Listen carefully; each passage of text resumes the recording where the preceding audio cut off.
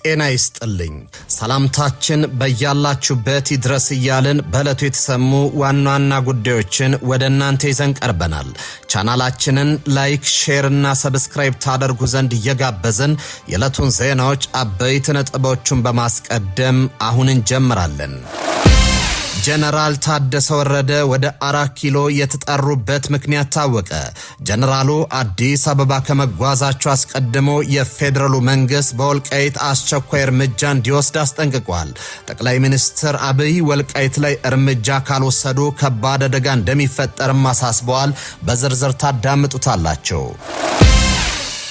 በክልሉ ዋና ከተማ ውጊያ ተቀሰቀሰ። ከርዕሰ መስተዳድሩ ቢሮ አቅራቢያ ከባድ ተኩስ መደረጉም ተሰምቷል። በዚህ ውጊያ ላይ የክልሉ ፖሊስ ዋና አዛዥ መገደላቸው ተዘግቧል። ለውጊያው መቀስቀስ ምክንያት የሆነው የብሔር ግጭት ነው ተብሏል። ትሰሙታላችሁ። ሩሲያ ተጨማሪ የኒውክሌር ስምምነት ከኢትዮጵያ ጋር ተፈራረመች።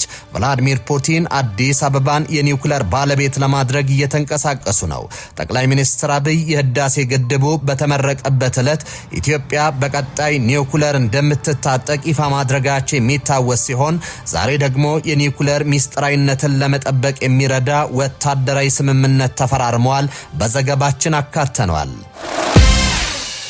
ኤርትራ ትፈርሳለች ሲሉ ዲያቆን ዳንኤል ክብረት ተናገሩ።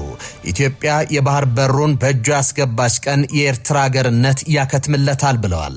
የተወደዳችሁ የቻናላችን ቤተሰቦች እነዚህንና ሌሎች መረጃዎችን ይዘናል። አሁን በዝርዝር ወደምንመለከታቸው መረጃዎች እናመራለን። ሩሲያ ተጨማሪ የኒውክሌር ስምምነት ከኢትዮጵያ ጋር ተፈራረመች። ቭላድሚር ፑቲን አዲስ አበባን የኒውክሌር ባለቤት ለማድረግ እየተንቀሳቀሱ ነው። ጠቅላይ ሚኒስትር አብይ የህዳሴ ግድቡ በተመረቀበት ዕለት ኢትዮጵያ በቀጣይ ኒውክሌር እንደምትታጠቅ ይፋ ማድረጋቸው የሚታወስ ሲሆን አሁን ደግሞ የኒውክሌር ሚስጥራዊነትን ለመጠበቅ የሚረዳ ወታደራዊ ስምምነት ተፈራርመዋል። የኢትዮጵያ የኒውክሌር ኃይል ኮሚሽን ኮሚሽነር አቶ ሳንዶቃን ደበበና የሩሲያው ፌዴሬሽን የሮሳቶም ኢነርጂ ፕሮጀክት ዋና ዳይሬክተር አንድሬ ሮዝስቲቭን በሞስኮ እየተካሄደ ባለው የሁለቱ ሀገራት የመጀመሪያ ስብሰባ ላይ ሚስጥራዊ መረጃዎችን የመጠበቅ ስምምነት ተፈራርመዋል።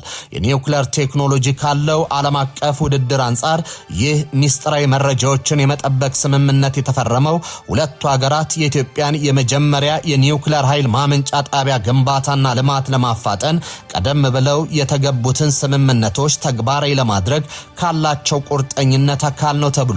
የኢትዮጵያ የኒውክሌር ጣቢያ ግንባታ ፕሮጀክት በአገሪቱ የልማት እንቅስቃሴ ውስጥ ትልቅ ምዕራፍ ነው። ጠቅላይ ሚኒስትር አብይና የሩሲያው ፌዴሬሽን ፕሬዝዳንት ቭላድሚር ፑቲን ሁለቱ ሀገራት በተለያዩ ዘርፎች በሚኖራቸው ትብብር ዙሪያ መወያየታቸው ይታወሳል። የካቲት መጨረሻ 2010 ዓ.ም የጠቅላይ ሚኒስትር አብይ አህመድ መንግስት ወደ ስልጣን ከመምጣቱ ከአንድ ወር በፊት የሩሲያ የውጭ ጉዳይ ሚኒስትር ሰርጌይ ላቭሮቭ በኢትዮጵያ ጉብኝት ሲያደርጉ ከወቅቱ የውጭ ጉዳይ ሚኒስትር ወርቅነህ ገበየሁ ጋር በኒውክሌር መርሃ ግብርና በሌሎች ጉዳዮች ላይ መስማማታቸው ተዘግቧል።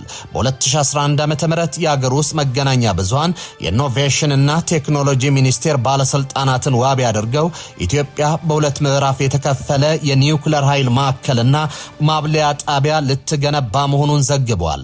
ለግብርናና ለጤና ዘርፎች ይሆናል የተባለው የኒውክሌር ኃይል ማመንጫን ለመገንባት ተጨባጭ እርምጃ ተወስዶ የነበረ ሲሆን በ2012 ዓ.ም ኢትዮጵያና ሩሲያ የኒውክሌር ስምምነት ተፈራርመዋል። የዚህ ስምምነት ቀጣይ አካል ነው የተባለ የኒውክሌር ፍኖተ ካርታ የኢኖቬሽን እና ቴክኖሎጂ ሚኒስትሩ በለጠ ሞላና የሩሲያ አቶሚክ ኃይል ኮርፖሬሽን ሮሳቶም በ2015 ዓ.ም ሁለተኛው ፍኖተ ካርታ ደግሞ በ2017 ዓ.ም መፈራረማቸውን አስታውሰዋል። ከዚህ በተጨማሪ የአቶሚክ ኢነርጂ ኤጀንሲ ዳይሬክተር ባለፉት ጥቂት ዓመታት ከአንዴም ሁለት ጊዜ ስለ ኒውክሌር ኃይል ከጠቅላይ ሚኒስትር አብይ ጋር ተነጋግረዋል። ጀነራል ታደሰ ወረደ ወደ 4 ኪሎ የተጠሩበት ምክንያት ታወቀ። ጀነራሉ አዲስ አበባ ከመጓዛቸው አስቀድሞ የፌደራሉ መንግስት በወልቃይት አስቸኳይ እርምጃ እንዲወስድ አስጠንቅቋል። ጠቅላይ ሚኒስትር አብይ ወልቃይት ላይ እርምጃ ካልወሰዱ ከባድ አደጋ እንደሚፈጠርም አሳስቧል። የትግራይ ክልል ጊዜያዊ አስተዳደር ፕሬዝዳንት ሌተናል ጀነራል ታደሰ ወረደ ከፌደራል መንግስት ከፍተኛ የሥራ ኃላፊዎች ጋር በወቅታዊና አጠቃላይ ጉዳዮች ላይ ለመምከር አዲስ አበባ ናቸው። የጊዜያዊ አስተዳደሩ ፕሬዝዳንት ጽህፈት ቤት ባወጣው መረጃ መሰረት ፕሬዝዳንቱ ወደ አዲስ አበባ ያቀኑት ከክልሉ ሌሎች ባለስልጣናት ጋር ነው።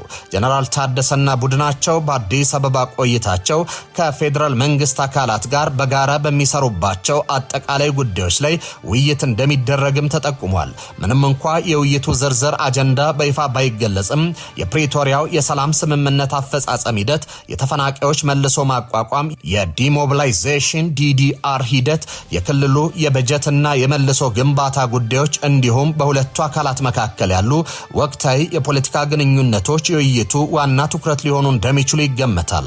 በፌደራል መንግስትና በጊዜያዊ አስተዳደሩ መካከል የሚደረጉ እንዲህ ያሉ ተከታታይ ምክክሮች በሰሜኑ የሀገሪቱ ክፍል የተገኘውን ሰላም ለማጠናከርና በአፈጻጸም ሂደት የሚያጋጥሙ ተግዳሮቶችን በንግግር ለመፍታት ወሳኝ ሚና እንዳላቸው ይታመናል። ጀነራሉ አዲስ አበባ ከመግባታቸው አስቀድሞ ግን የጊዜያዊ መንግስት ጽህፈት ቤቱ ጠንካራ መግለጫን አውጥቷል። በመግለጫው ወልቃይት ላይ እርምጃ ይወሰድ ሲልም አሳስቧል። ወልቃይት ወደ ትግራይ ተመልሶ ተፈናቃዮች በአስቸኳይ ካልተመለሱ ውጤቱ አስከፊ እንደሚሆን የጀነራል ታደሰ አስተዳደር በመግለጫው አሳስቧል። አስተዳደሩ አስከፊ ያለው ነገር ከመከሰቱ በፊት የፌደራል መንግስት ወልቃይትን ወደ ትግራይ ለመመለስ ቀጥተኛ ትዕዛዝ እንዲሰጥና እርምጃ እንዲወሰድ ጠይቋል። እነ ኮሎኔል ደመቀ ዘውዱ ወልቃይትን ወደ አማራ አጠቃለው የመቀጠል ፍላጎት ቢኖራቸውም የጀነራሉ አስተዳደር ይህ እንዲሆን አልፈቅድም ብሏል። ደም አፋሳሹ ጦርነት በፕሪቶሪያው ስምምነት የቆመ ቢሆንም ከወልቃይት የተፈናቀሉ የትግራይ ተወላጆች ከ5 ዓመት በላይ በስቃይ ውስጥ እንደሚገኙ አስተዳደሩ ገልጿል። የፕሪቶሪያው ስምምነት ለጊዜያዊ ጦርነት ማስቆም ቢችልም ለትግራይ ህዝብ ዘላቂ ለውጥ አላመጣም ብለዋል። አሁን ላይ እንደፈረሰ የሚነገርለት በፕሪቶሪያው ስምምነት መሰረት እንደ ወልቃይት ያሉ አካባቢዎች ወደ ትግራይ እንዲመለሱ ይደነግጋል፣ ተግባራዊ አልሆነም ሲሉ አስተዳደሩ ከሷል። ምንም እንኳ በትግራይ በኩል ስምምነቱ አወዛጋቢ አካባቢዎች ወደ ትግራይ እንዲመለሱ ያስገድዳል ቢሉም በውል የተገለጸው ግን ውዝግቡ በህገ መንግስት አግባብ እልባት ያገኛል የሚል ነው። ይህም ማለት የወልቃይት ጠለምትና ራያ አካባቢዎች በህዝብ ውሳኔ ላይ የተመሰረተ መፍትሄ መስጠት የሚል ነው።